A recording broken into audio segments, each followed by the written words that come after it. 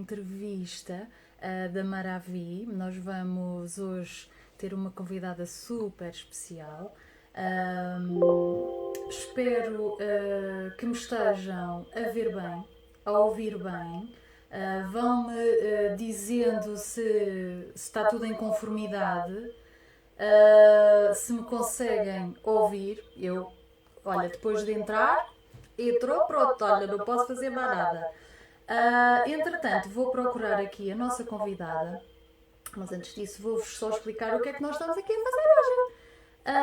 fazer hoje. Já temos aqui do outro lado aquela pessoa.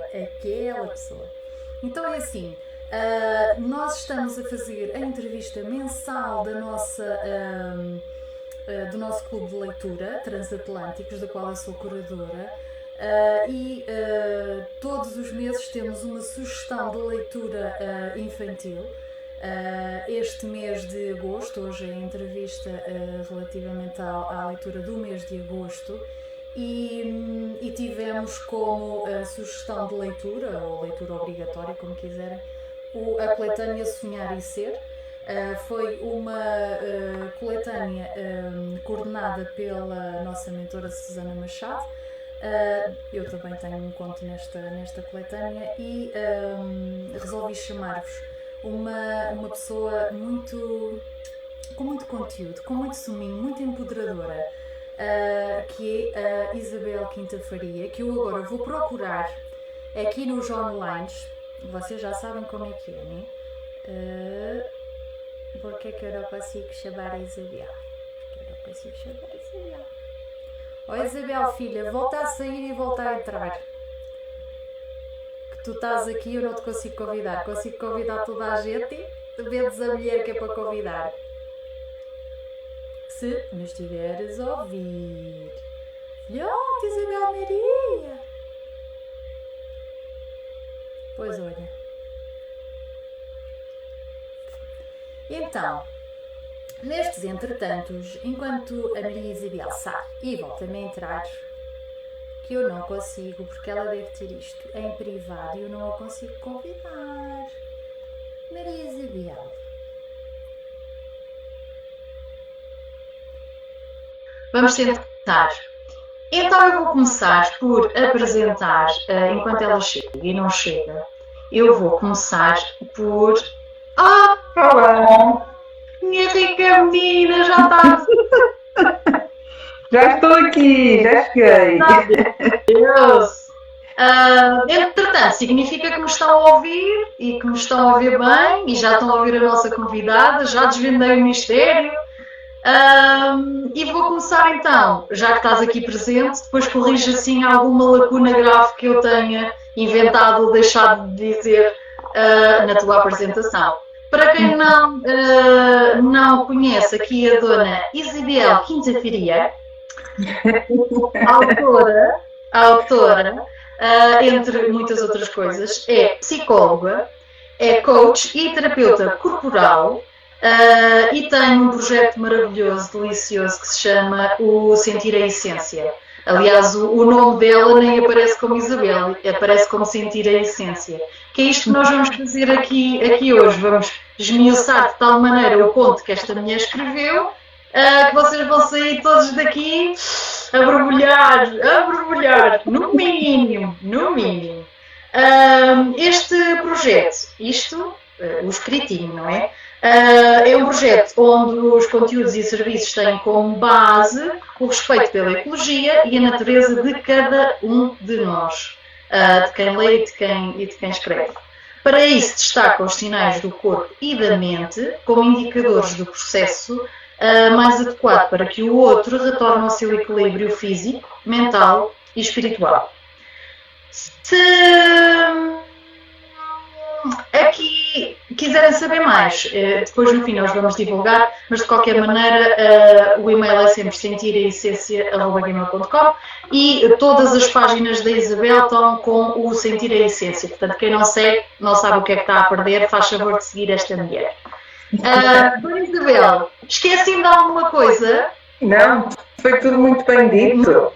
Só uma parte. Quando eu falo de ecologia, tem a ver com a natureza do indivíduo, não tem a ver com questões ecológicas, digamos, de reciclagem.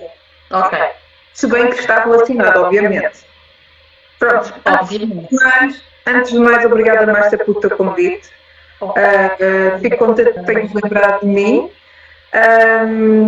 E pronto, começa lá então. Diz lá o que é que tu queres saber. É assim, eu estava há bocadinho a confessar à Isabel que estou com uma vontade megalómana de ler este conto. Ele é realmente delicioso. Este livro que nós tivemos este mês é uma coletânea de livros empoderadores para crianças e não só, como o próprio nome da coletânea indica. Até porque já discutimos aqui 1000 vezes e vamos continuar a discutir que os contos infantis não são só para as crianças, e hoje vamos tocar muito nesse ponto. São essencialmente e às vezes quase primariamente para quem os lê e os apresenta às crianças. Eu, como adulta, quer dizer, na idade, não é? No BI, aprendo bastante com estes contos ditos empoderadores. Esta palavra é uma palavra muito recente, mas é uma palavra de sobrevalorização a coisas que nós sempre pusemos dentro de um caixote ou dentro de uma gaveta e nunca sequer soubemos que as tínhamos, muito menos analisadas. O conto da Isabel chama-se Dália Visita à Floresta, com a Mãe Natureza e o Gato Gatório. Quero fazer assim um mini resumo deste conto para eu não ler e para não estar aqui a moer o pessoal que nos vê. Basicamente, a Mãe Natureza decide fazer a sua visita frequente à floresta para saber se está tudo bem com os animais. Ela encontra o mocho, encontra os coelhinhos, encontra muitos animaizinhos, até que escuta um cão a ladrar com muita força.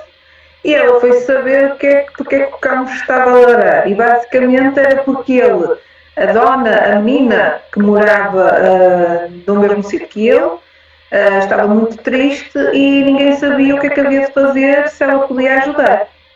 Então a Mãe Natureza vai espiar a menina, o que é que se passa com a menina, e aparece o gato Gatório, que está a dormir com a menina, está na cama com a menina, e ele diz: Mãe Natureza, ainda bem que apareces, porque a Dália está aqui muito triste e nós não sabemos o que devemos de fazer. Então a Mãe Natureza canta uma bela melodia para poder comunicar com a Dália, porque só os animais é que a conseguiam ver.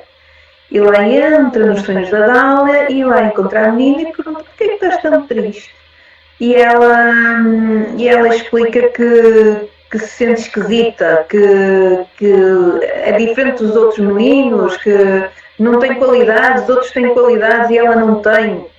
Então a Mãe Natureza disse: vou-te mostrar uma coisa muito gira, vamos à floresta e eu vou-te apresentar os animais da floresta. Então ela pega na menina e no gato Gatório, que trouxe também para o sonho da menina, vão para a floresta e depois encontram vários animais, tipo o mocho, e fala das características do mocho, das qualidades do mocho. Passa pelo sapo e começa a falar das características do sapo, passa depois pelos lobos e explica um bocadinho como é que os lobos trabalham e ela vai colecionando todas as qualidades que os animais têm e que de certa forma contribuem para o nosso ecossistema, para o mundo em geral. E aí ela percebe-se que tem qualidades parecidas com o mocho, que tem qualidades parecidas com o lobo, e aí ela percebe que realmente tem algo para oferecer. E curiosamente, quando a Mãe Natureza já se ia despedir, ela tira um desenho do bolso e oferece à Mãe Natureza. E a Mãe Natureza fica muito espantada, afinal tu tens esta capacidade fantástica e não sabias. E ela, realmente, ela a partir daí começou a assimilar que realmente também tinha qualidades e já não se sentia mal na escola com os meninos que tinham outras qualidades. E pronto. Nós, no fundo, na infância e muitas vezes na idade adulta, passamos aqui pelo síndrome de Dália. Achamos que somos inferiores, ou que somos diferentes, ou que não nos adequamos, ou que não temos nada para oferecer. E às vezes até já bem adultos, no mundo profissional, em relações adultas, super adultas, né? Relações, relacionamentos amorosos e não só, né? De amizade. Eu revi-me muito nesta Dália. Eu também era a esquisita lá do sítio. E o pessoal de artes geralmente são os esquisitos. E então, quando vem de famílias que não são de artes, ainda mais esquisitos são para o mundo em geral. Sabes que também eu vejo muito neste conto, porque a Dália é uma menina muito introvertida e eu também era muito introvertida quando era criança e percebo um bocado este sofrimento de porque é que eu sou diferente, não sou como os outros, que na realidade nós temos qualidades como os outros e temos também coisas similares como os outros, às vezes estão mais subdesenvolvidas, outras mais desenvolvidas. E eu, não sei se sabes, que eu andei em design de moda, acho que já te contei, e eu aprendi muito a aceitar também o fora da caixa, que é muito implícito das artes, que é pensar fora da caixa, ser fora da caixa. Isso ajudou-me a trabalhar também competências em mim de aceitar que eu também tinha essas qualidades e que essas qualidades poderiam ser úteis de várias outras formas e maneiras. Sem dúvida. Diz-me uma coisa, foi aí que tu foste buscar quase a inspiração, né? Quase uma autobiografia, ou mini autobiografia, para incluires aqui no conto da Dália temas como a autoestima, aceitar a singularidade, o facto de ser único, e autêntico, a autenticidade. Estas três palavras, estes três chavões, estão bastante presentes no conto da Dália. Foi aí que tu foste buscar essa inspiração? É assim, a Susana Machado, que é a nossa mentora, ela convidou-me para participar na coletânea e falou-me que seriam contos empoderadores. E eu, no meu trabalho do Sentir a Essência, eu também falo muito da importância de termos uma boa autoestima e autoaceitação para termos também mais saúde mental. Porque o facto de nós conseguirmos valorizar-nos um pouco mais ajuda-nos a colocar limites, a consolidar competências, a fazer escolhas com base naquilo que nós realmente desejamos e queremos e não estar sempre sob a influência externa do outro. E no caso da Dália, ela tinha aquela questão da pressão de paz que é tipo, até houve uma menina que se chegou a ela e disse, mas porquê que tu não falas tanto? Porque ela era introvertida. E ela já se sentia mal e com o facto de ela via toda a gente cheia de capacidades, ainda por cima os introvertidos têm mais dificuldade em mostrar as suas... a se expor mais. E ela ia sentir-se mesmo muito mal. E às vezes nós, com a pressão de paz, com aquilo que vemos dos outros, e atualmente há muita comparação através das redes sociais, pensamos que os outros são muito felizes porque mostram fotografias espetaculares. Se nós estivermos um bocado mais em baixo, ficamos ainda mais em baixo. Se tivermos então esse problema na autoestima. E é importante nós realmente, porque assim, a autoestima também varia, não estamos sempre com a autoestima para cima. Não, pois claro. Não, há momentos que é natural que nós, como seres humanos, tenhamos momentos bons e momentos maus. E que a nossa autoestima tenha alguma fluência.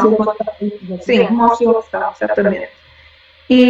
Mas é importante nós percebermos, conseguirmos centrar um pouco em nós e tentar perceber, não, eu estou assim porque estou neste momento que não é muito simpático, mas eu sei que tenho qualidades, sei que tenho valores.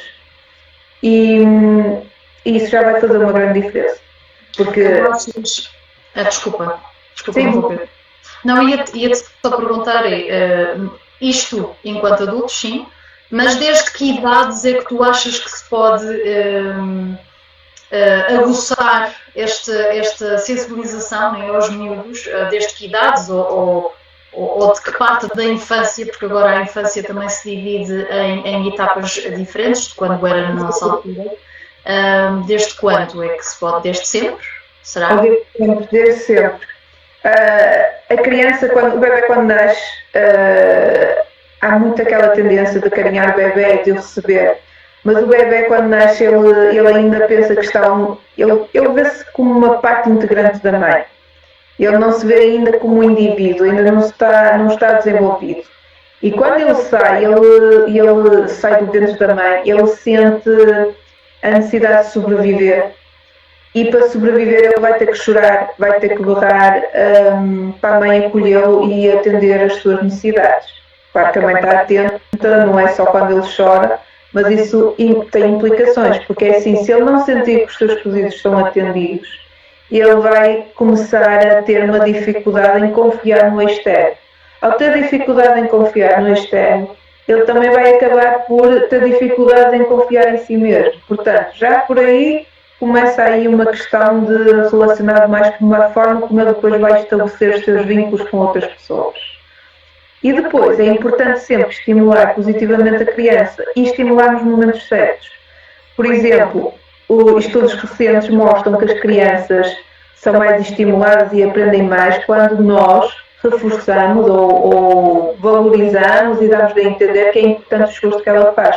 Até há uma exposição de um TED Talk, que é da Carol Dweck, acho que é Dweck, que ela fala da importância do momento do ainda não, que é o facto de nós, ela ainda não a criança pode ainda não ter atingido a nota mais alta, pode não saber ainda fazer completamente uma tarefa, mas o facto de estímulo de dizer muito bem, estás a tentar, estás-te a esforçar.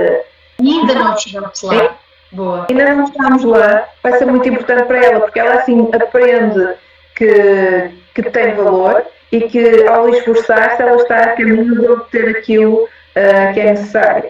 E depois em vários estudos verificam-se que as crianças que são assim estimuladas realmente acabam por ter, por exemplo, maior qualidade académica, conseguem tirar melhores notas. Aquele esforço continuado vai-te levar a algum sítio. Depois vamos para a vida adulta, vamos conseguir terminar o curso, vamos ter aquele emprego, vamos viajar para aquele sítio, vamos ter aquele dinheiro para não sei o quê. A não desmotivar. Diz-me outra coisa. Estavas a dizer que nós darmos isso à criança ou valorizarmos isso, nós pais, nós adultos, que rodeiam essa criança. Isto transpõe-se para a escola ou tem que transpor para a escola? Tudo, não é? Tem que transpor tudo. A base com os familiares é mais fatal, não é? Porque assim, a família é o pilar, mas a escola depois é o segundo pilar. Ou seja, a escola também vai ser as pessoas mais significativas que vão aparecer depois da família da criança. E, portanto, ela precisa ser educada e acarinhada também pelos educadores. E é também importante ver que nesta questão da educação não é fácil. Educar não é fácil.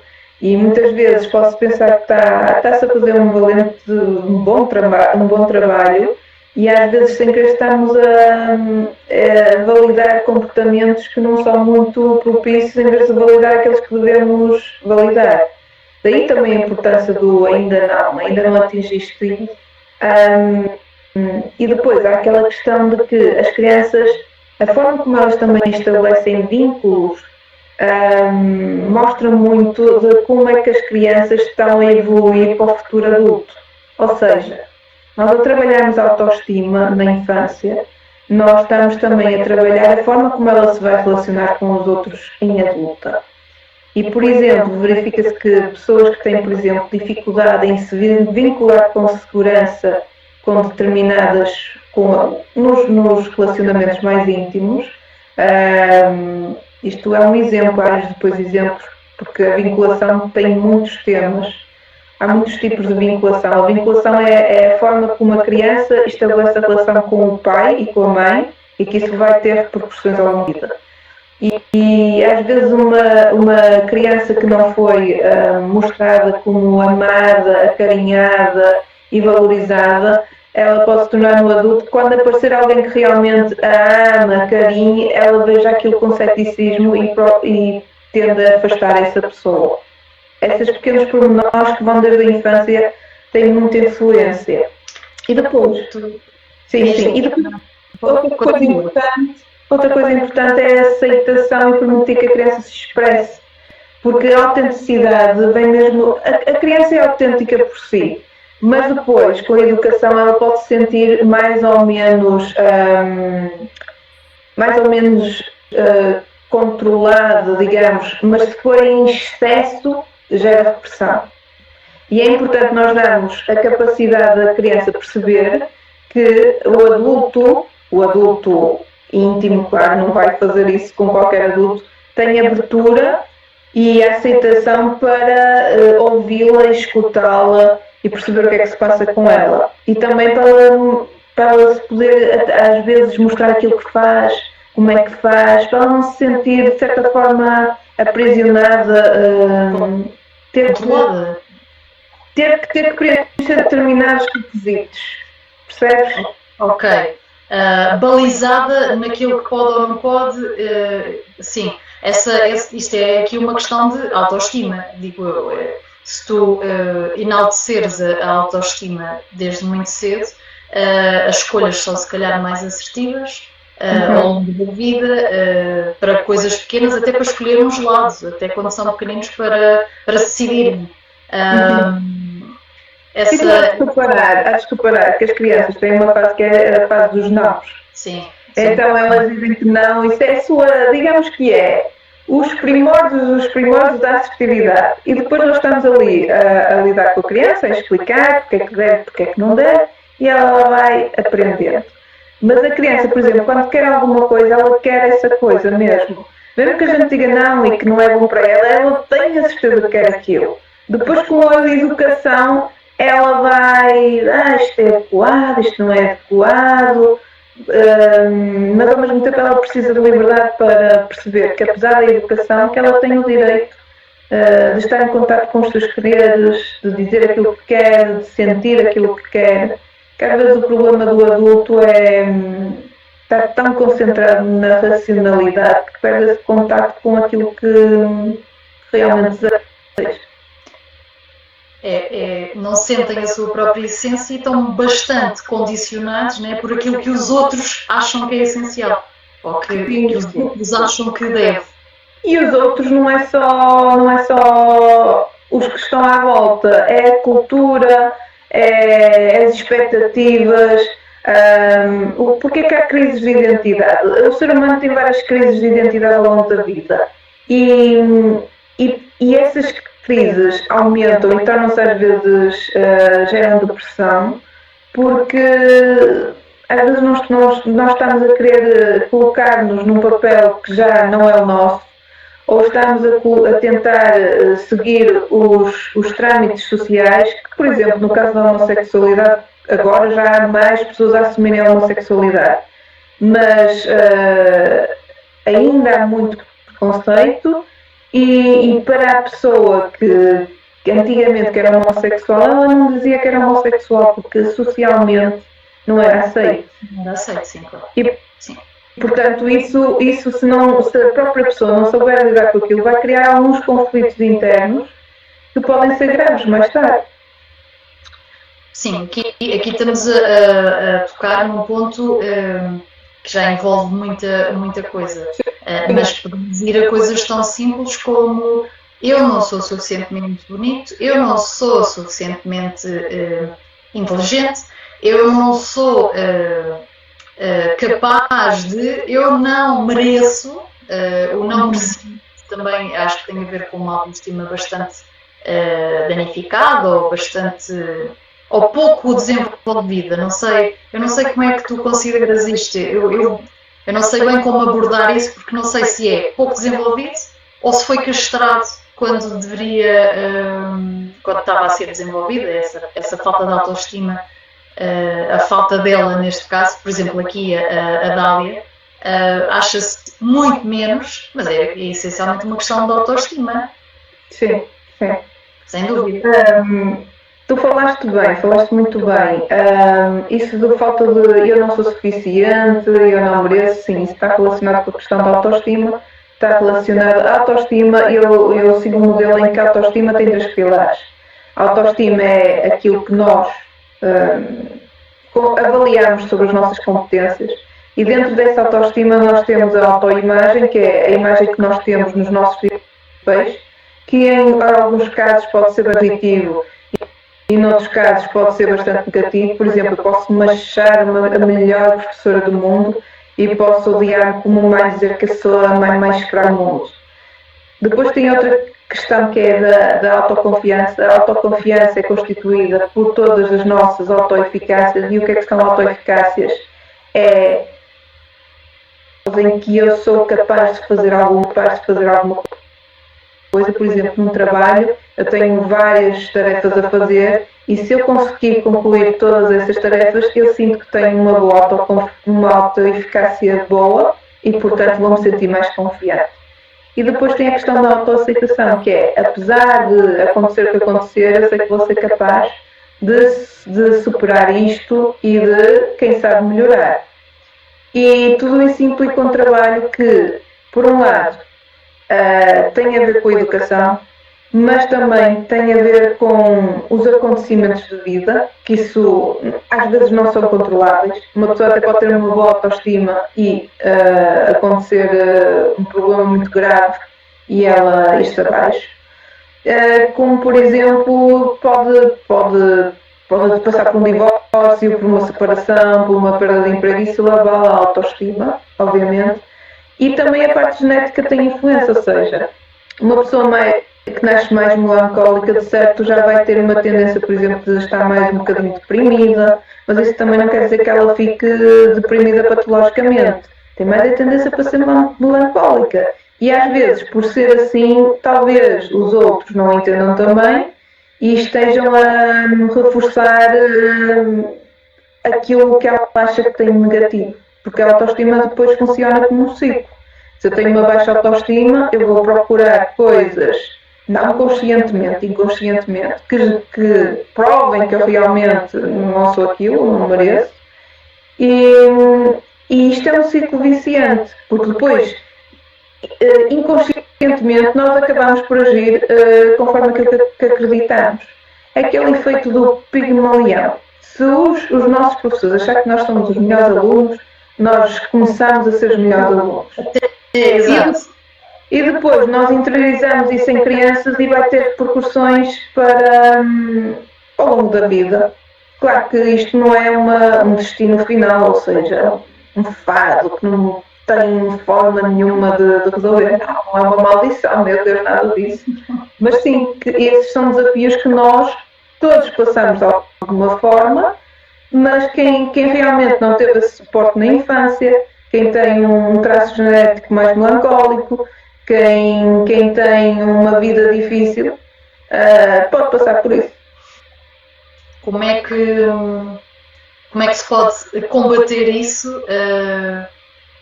Para já, tu como adulta só podes combater isso se tiveres consciência disso, Claro. né? Para não educares uma criança de futuro, a tua própria neste caso, estou a falar dos próprios pais e da influência que têm sobre aquilo que dão a ler e sobre aquilo que dão a conhecer aos miúdos. Tu neste caso tens que ter essa consciência para conseguires contornar os obstáculos, né? Andar ali quase no meio dos pingos da chuva, evitando uns, contornando outros, para a coisa não ser tão dramática ao longo da vida. Esses pais têm o dobro do trabalho, não é?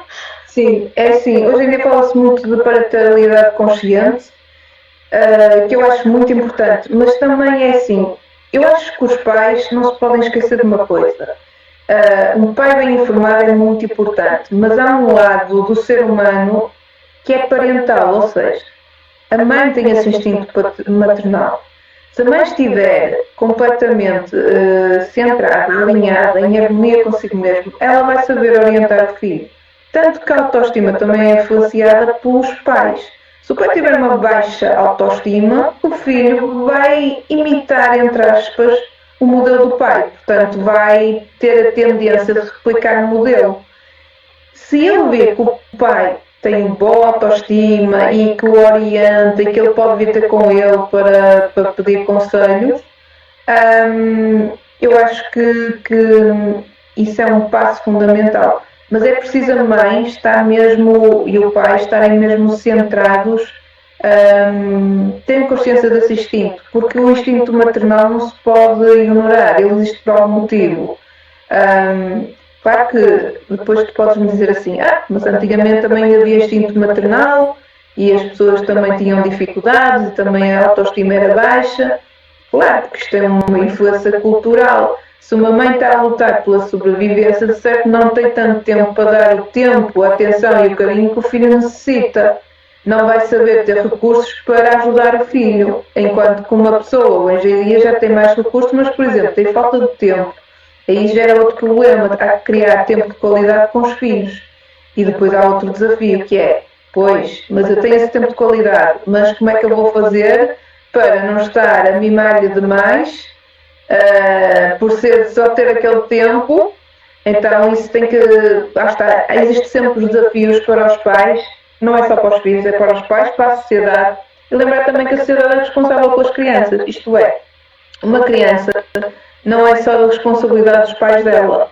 Uma criança é algo que do coletivo, ou seja, é uma responsabilidade de todos nós. Nós também temos de estar atentos, quando podemos, aos perigos que ela possa estar a passar e, de certa forma, ajudá-la.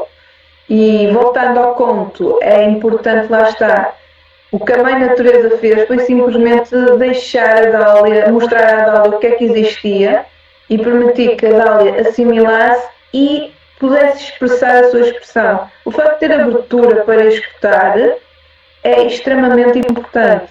Escutar a criança, ter a disponibilidade de se escutar também, para saber se consegue escutar o outro. Não sei se estou-me a fazer entender. Às vezes estás a tocar aqui na aceitar a diversidade. Isso vai de encontro ao exemplo que já demos há bocadinho, da aceitação da sexualidade de cada um. Isso é um ponto muito importante, mas há vários.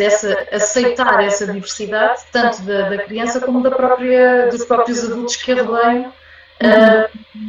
Acho que sim, eu acho que estás a fazer entender perfeitamente. Perfeitamente, obrigada. Porque isto tem um efeito que o que eu faço comigo ou com a minha vida vai ter impacto na vida dos outros. Nós, às vezes nós não temos muita noção disso porque estamos a viver a nossa vida, obviamente, mas tudo o que nós fazemos vai ter impacto. O que o outro faz tem impacto em mim. Posso nem conhecer o fulano, mas o fulano que inventou, o fulano que inventou a roda há não sei quantos milhões de anos, que ele influenciou o impacto que ele teve na nossa vida, não é? Na humanidade do geral, exatamente. Sim. Exato. Pois, e nós temos que lembrar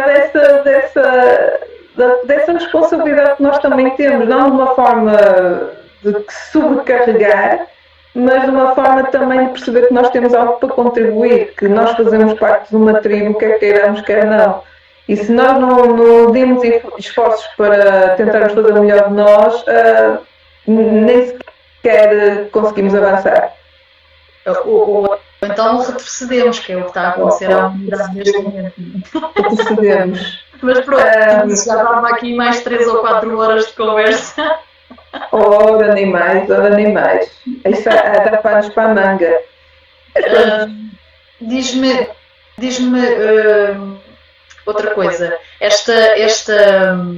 Eu gosto muito deste tema da diversidade, o sermos únicos e com características únicas, porque isto há 10.000 características no mundo para ter e depois cada um tem uma combinação, a probabilidade de haver dois com as mesmas características exatamente é impossível. Quer dizer, não sei se é impossível, mas deve ser muito, muito difícil. Esta diversidade, como é que tu pegas nisto e transformas um serzinho pequenino, né, que estás a ensinar num adulto que aceita essa diversidade? Pois, porque há outra questão importante da autoestima. A autoestima também é uma ponto para a empatia. percebes? Não é? Mesmo. Pois, porque a criança por volta dos 3 anos ela desenvolve empatia e é importante não estar, é importante também não estar a impedi-la de ver que os outros também sentem como ela, vivem como ela dificuldades. Isso é importante que elas também trabalham, que se fundamente essa empatia, que se prolifere essa empatia, que se reforce essa empatia, porque é através da empatia que ela vai também construir essa autoestima. Se ela perceber que realmente, opá, eu tenho estas qualidades, estas forças, estas valências, se ela perceber isso nela e se ela conseguir ver no outro que ele também tem essas competências e saber entrar em diálogo, em comunicação com o outro, isso é uma mais-valia para todas as partes, não é? E isso, para isso, lá está, tem que se conseguir, de certa forma, perceber quais são as características da criança, o que é que ela necessita de aprender, mas também responder às necessidades específicas que ela tem. E às vezes isso pode ser complicado, por exemplo, sabes qual é uma das maiores dificuldades agora nas escolas? Estão muitas crianças, e agora há aquela questão de colocar as crianças com necessidades específicas também a trabalhar com os outros, obviamente, muito bem, só que o problema é que essas crianças precisam de uma atenção especial e às vezes elas, como é tanta gente e depois é preciso formação específica, é difícil às vezes atender às necessidades de todas as crianças, inclusive com necessidades especiais.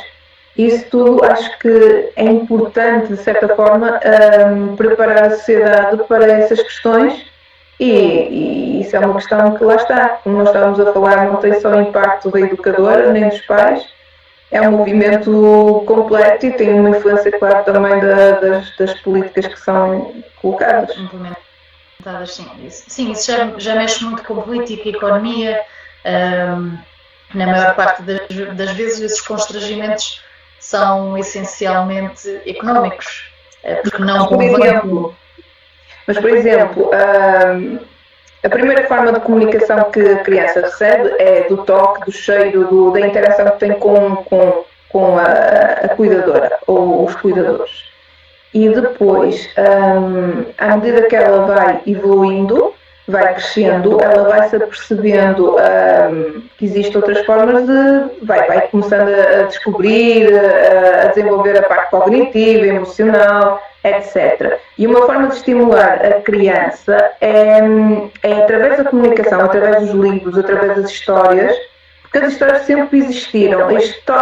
As histórias, os contos, sempre foram extremamente importantes, porque era a forma como se passava a nível oral os conhecimentos de uns para os outros. Quando se contavam contos à volta da fogueira, os anciões contavam às crianças, eles de certa forma estavam a inseri-las na sociedade, ou seja, estavam a fazê-las identificar com o povo a que eles pertenciam, e estavam também a dar informações sobre como é que elas podiam se defender na vida.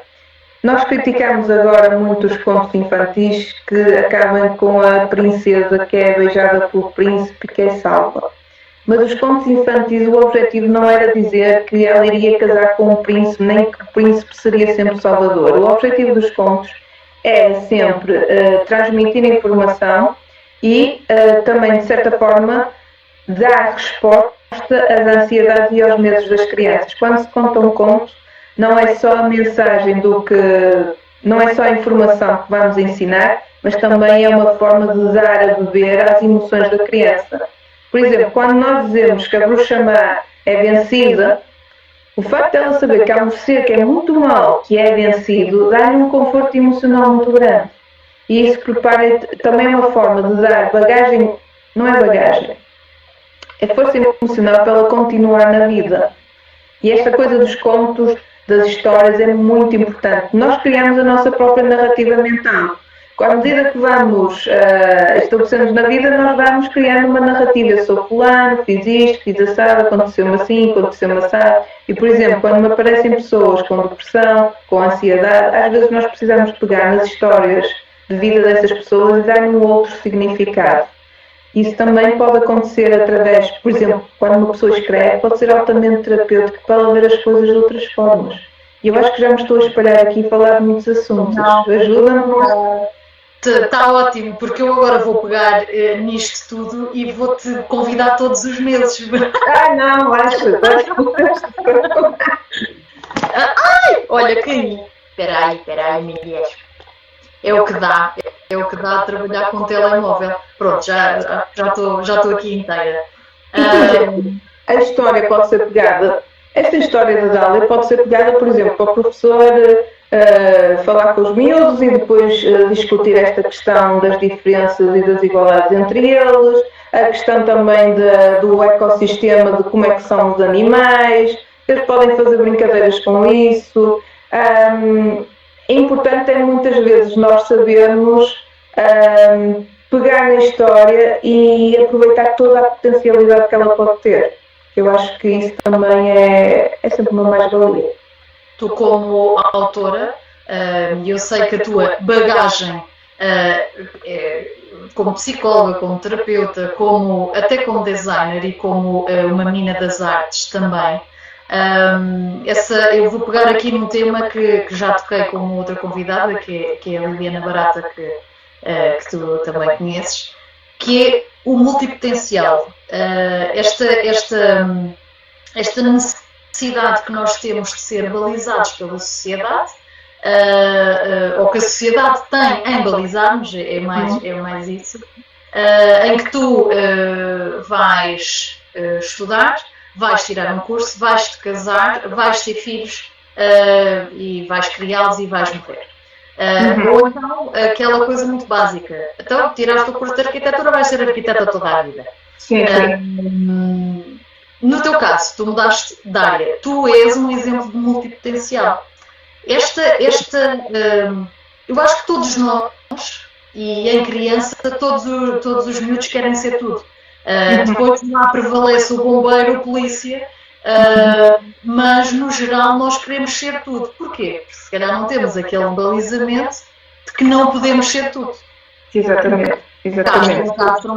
Castram e vão-te tirando as hipóteses. E depois há aqueles que sobrevivem, né? Continuam com uma árvore com não sei quantos galhos. Eu acho que nós também temos que contextualizar as coisas, porque antigamente, é assim, a humanidade está sempre a mudar e a vida é muito ampla. Aquela questão que tu falaste muito engraçada, da combinação dos seres humanos que vai se combinar uma característica aqui, uma característica ali, e o ser humano acaba por ser um indivíduo único e singular, que tem várias coisas similares aos outros, mas tem competências, características específicas. Coloca-se aqui de outra forma, porque é assim, se tu fores a ver aqui há uns anos atrás, há 50, 60 anos, tu tinhas que ter, havia muitas pessoas que até faziam múltiplas funções, era agricultor, era trolha, era várias coisas, mas aquela que estava supostamente mais ou menos bem na vida era aquele que tinha uma única profissão e vivia dessa profissão e que normalmente estaria adicionado a uma espécie de estudo mais elaborado. Portanto, caiu-se nessa crença de que tu, para seres alguém, tens que estudar, tens que tirar um curso, tens que te formar e vais fazer isso. As crianças foram estimuladas, eu estou muito estimulado porque é verdade. As crianças são orientadas no sentido, tu vais ter uma profissão, vais-te focar nisto e isto vai ser bom para ti. E até é importante a pessoa ter um foco, não está sempre desfocada. Mas isso, hoje em dia, percebe-se que a criança até nas escolas, nas creches, procura-se que elas experimentem diferentes coisas, vejam diferentes coisas, nas escolas também. Hoje há mais abertura para o ser humano se experimentar noutras áreas. Mas não há ainda aquela abertura de tu podes ser várias coisas, porque a sociedade não está ainda, não tem muita abertura para isso. E como o ideal, o estereótipo era realmente o de casar, ter filhos, ter uma boa profissão, ele manteve-se muito tempo. Acontece que hoje em dia já temos uma maior abertura, não só pelo nível das comunicações, a nível do conhecimento, e isso tudo permite que o multipotencial, os Leonardo da Vinci que andam por aí, que não têm propriamente que ser génios, eles comecem a dizer, não, eu não me identifico com esse modelo de morrer, de crescer, estudar, casar e ter filhos, e eu quero outra coisa porque eu não me sinto bem assim, porque é uma coisa que vem de dentro, não é uma coisa... O multipotencial que não seja reconhecido, primeiro por si, primeiro ele reconhecer que tem essa multipotencialidade, se ele não reconhecer isso, ele vai ser super infeliz, porque a sociedade coloca alguns obstáculos, não está ainda sensibilizada para o multipotencial. Ele vai começar a se sentir, porque as pessoas vão apontar, as pessoas vão apontar o dedo, as pessoas vão dizer, mas tu não tiraste o curso tal, agora estás neste curso. Como há agora uma transição muito grande de carreiras, porque não há empregos fixos, eles até vão achando ok. Mas quando começa a ser, tu tiraste este curso, mas tu tiraste este curso, e tu tiraste este curso, as pessoas começam a pensar, este gajo não sabe o que é. E isso já é um preconceito. E atinge o quê? A autoestima. Se a pessoa não tiver consciência disso. E acredita, eu acho que o modelo multipotencial é uma coisa muito recente. Havia os Leonardo da Vinci, obviamente, os gênios e tal da história da humanidade, mas reconhecer como o facto de que há pessoas que gostam mesmo de se especializar em diferentes coisas e têm essa capacidade que é o valor do multipotencial. Hoje em dia eu acho que todos nós somos multipotenciais porque realmente somos obrigados, entre aspas, a ser. Mas o multipotencial é aquele fulano que gosta de vários assuntos, aprofunda, mas não aprofunda muito, mas vai aprofundando e depois vai criando mixes, vai fazendo conjunções, vai criando novas coisas. E isso é muito interessante, isso pode ser uma mais-valia. Só que explicar isto no mercado de trabalho é um bocado complicado. Eu sei. Mas eu ainda vou buscar isso um bocadinho mais atrás. Será que aquela estarmos a incentivar as crianças a serem autossuficientes, conhecerem-se a si próprias, como a natureza fez à Dália, ir lá e mostrar todos, e agora diz-me destes todos o que é que tu tens de cada um deles. Eu acho que durante anos, ou dezenas de anos, ou se calhar várias gerações, isto foi altamente castrado. Será que não será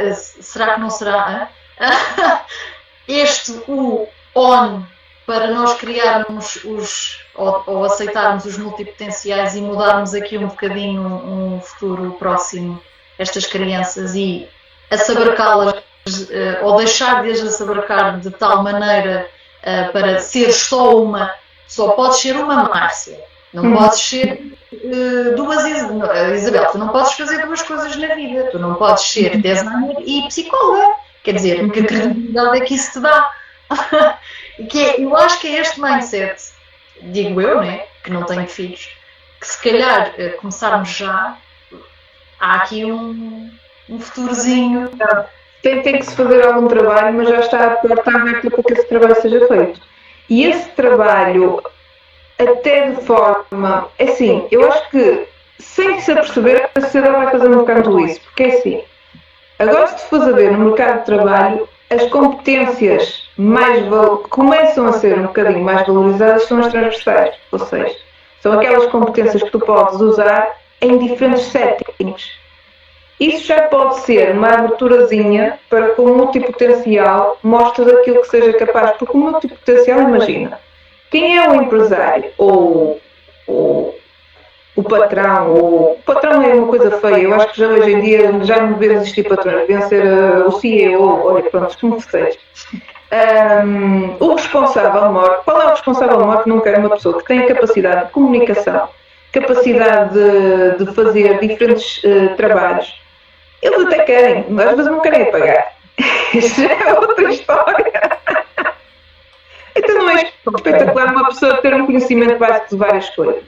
Imagina um jornalista que tenha conhecimento de psicologia, conhecimento de moda e conhecimento não precisa ser assim, tirar o curso propriamente dito, mas tem um interesse genuíno, ele vai ter uma bagagem muito grande para fazer artigos relacionados com essas áreas e até para fazer associações. Olha, eu conheço fulano desta área, fulano desta área, até era engraçado contrapor aqui as duas passões, ou seja, há muita potencialidade, tem coisas muito boas, tal como a especialização. A especialização também não tem coisas más.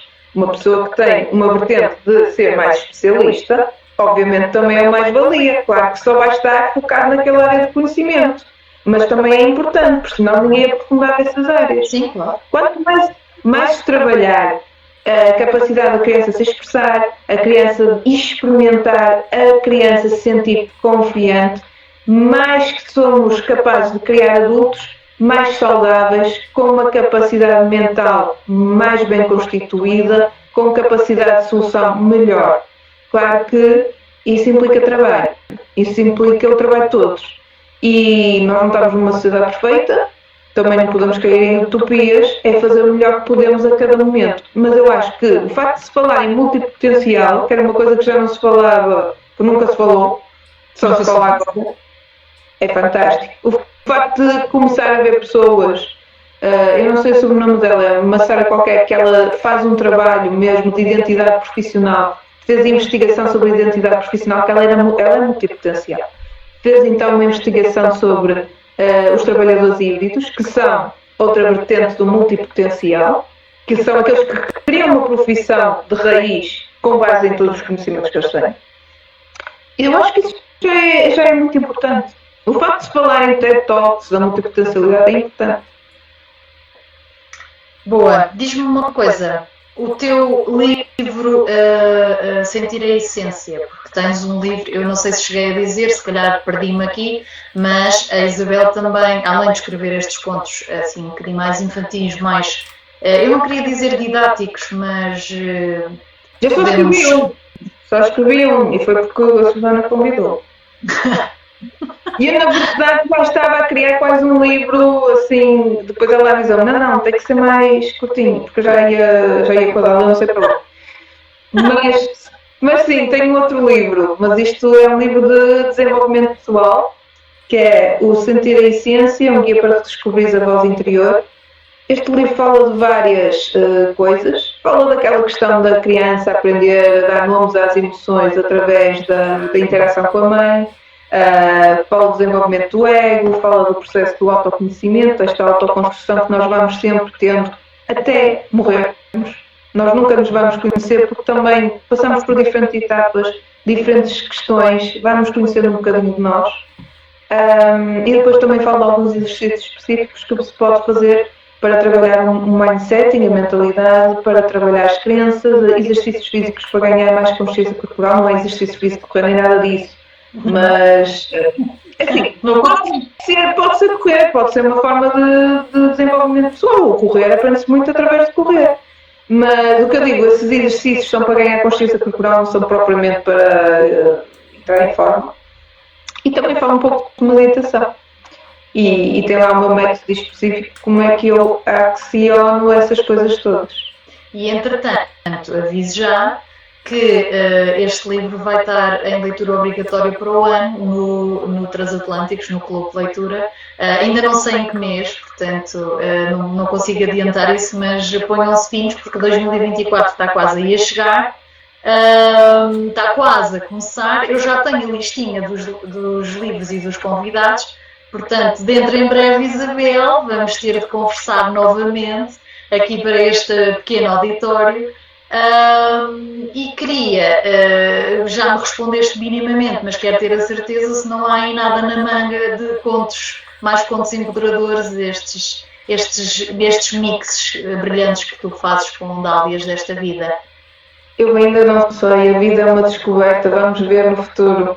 É assim, eu gosto sempre de escrever e escrever é muito bom pode ser uma forma de escape bastante saudável. Ou seja, em vez de fumarmos ou bebermos bebidas alcoólicas, às vezes escrever também ajuda, nem que seja fantasia. E eu gosto muito de fazer isso, às vezes gosto muito de ter assim em mundos que não este e brincar um bocadinho, quem sabe. Não sei, não vou dar certezas. Então vamos ficar. Então, daqui por uns tempos, daqui por uns meses, já dentro de 2024, voltamos a fazer esta pergunta. Portanto, meninos e meninas, alguém tem alguma questão? Aproveitem agora, abusem da Isabel, que ela está aqui só para nós. Abusar não, abusar não. Quer dizer, também à distância de uma frasezinha, vá lá, de uma perguntinha.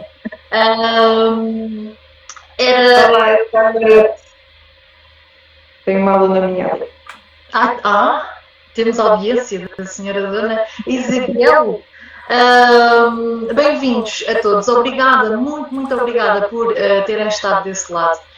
Se eventualmente puseram aqui alguma pergunta que eu não tenha visto, porque eu estava assim um bocadinho concentrada na Isabel. Se me passou alguma coisa, desde já peço desculpa. De qualquer forma, elas ficam aqui registadas. Se não, podem pôr no meu perfil do Insta. Depois, quando eu publicar a entrevista, podem lá pôr. O vídeo, mais dia, menos dia, vai aparecer no meu YouTube, no perfil do YouTube. Espera, que eu adoro, sabes, estas tecnologias. Eu tento, eu chego-me à frente, mas depois sou um bocadinho divertido. Mas a gente chega lá. Vão pondo as perguntas, eu ou a Isabel, ou às duas, vamos responder a todas. Por isso, Isabelinha, que tens para nos dizer mais? Em que é melhor se calhar. Vamos aproveitar para ver um lembrete. Nós estamos no Setembro Amarelo. O Setembro Amarelo é uma época do ano em que se fala muito da importância de se consciencializar as pessoas para se prevenirem contra o suicídio. E eu queria vos lembrar só para que, às vezes, as pessoas quando estão a sofrer muito, às vezes basta só escutá-las. A gente pensa, não posso fazer nada, mas podemos. O facto de escutarmos, termos consciência de o que é a doença mental e lutarmos contra o estigma já é uma grande diferença. Essa empatia pelo próximo, desenvolvida desde sempre, e quem não a tem desenvolvida é começar agora que nunca é tarde. Por isso vamos estar um bocadinho mais atentos a nós e ao nosso próximo. Não precisa ser o nosso melhor amigo, às vezes podemos fazer a diferença num perfeito estranho, nem que seja com um olá e um bom dia. Não se custa nada, fica-nos bem, diria a minha mãe, fica-te bem, é que a pessoa depois é educada para essas coisas, mas a nós pode não fazer diferença nenhuma e pode fazer uma diferença brutal com quem nos cruzamos e a quem se dirige esse olá, esse bom dia, esse peço desculpa, esse com licença, esse boa tarde, nunca cai em desuso. Por isso sim, muito bem lembrado. Já tínhamos estado a falar sobre este assunto aqui há uns dias. Hoje não vesti de amarelo, mas vesti ontem e ia pensar neste assunto. E se puderem usar, nem que seja um brinquinho amarelo, uma pulseira amarela, não custa nada. E se alguém perguntar, outra vez amarelo, mas estás maluca? Expliquem porque que se calhar um a um nós vamos conseguindo aqui alinhavar um melhor futuro para todos nós, né? Porque amanhã, hoje é alguém e amanhã podemos ser nós. Isto é válido para o Setembro Amarelo do Suicídio, como é válido para dar sangue, meninos e meninas. O país está a precisar, portanto eu meto aqui mais uma achinha. Está na calha, com uma das pessoas que está aqui a ver, está na calha ir dar sangue, portanto já sabem que eu vou andar a desmaiar por Lisboa. E a beber os iogurtes todos do estoque aos senhores do banco de sangue, mas olha, é assim, tenho que reservar aí uns quantos iogurtes que aqui a comilona vai dar sangue. Meninos, obrigada por terem estado presentes. Isabel, obrigada. Muito obrigada por teres aceitado este convite, por estares aqui presente, por dispensares uma sexta-feira à noite maluca que devias ter ido para a Borga e estás aqui a cuidar o Transatlânticos, não é? Por isso, meninos, leiam muito. Se não leram este mês, ainda vão a tempo de ler O Sonhar e Ser. Tem muitos contos de muita gente que está aqui presente a ver este direto. de muita gente que eu já entrevistei e que ainda vou entrevistar tanto este ano como para o ano, que já temos assim uma listinha só de gente maravilhosa como esta nossa Isabel. Isso, obrigada Isabel, mais uma vez. Eu também. Foi um Vou prazer. agora tentar desligar isto, não é? Como sempre, quer dizer, se não perco nada. Beijos! Obrigada por terem estado aí. Alguma coisa, escrevam as vossas questões que nós respondemos a tudo. Estamos cá para isso, para abusar. Com calma, com calminha. Então, Beijinhos. Obrigada. estima